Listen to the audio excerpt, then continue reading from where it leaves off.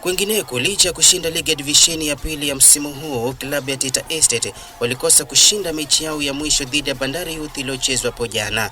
Taita Estate walipigwa bao moja bila jibu na Bandari Youth kupitia bao lilotiwa kimiani na mchezaji Juma Mbarak dakika 70 ya mchezo. Taita Estate walianza vizuri kwani walifunga bao dakika za kwanza za mchezo kupitia mchezaji Okelo, ila likakataliwa kwa kuwa offside. Kutokana na matokeo hayo, kocha wa Bandari Youth Alex Kanga amesema ushindi huo unaashiria kuwa timu yake ilipaswa kushinda ligi hii msimu huu.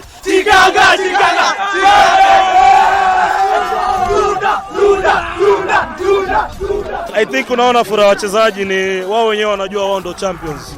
Nimewambia Taita Estate ni mabingwa kwenye ligi hii, but mkiwafunga mjue nyinyi ndio champions. Kwa upande wake, kocha wa Taita Estate Makasa amesema timu yake ilikosa kuchukua nafasi za wazi zilizoelekea kuadhibiwa na wana Bandari. Mimi siwezi sema kuna kitu imeenda wrong wala kitu imeenda right. Na game ni moment.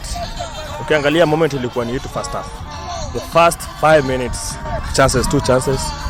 15 minutes ongeza another 2 chances, those are 4 chances. Na kwa football there's every moment for each and every opponent. Yeah, so you just use your moment properly. Yetu tulipata, tukuzitumia vizuri. Sifa Viwanjani.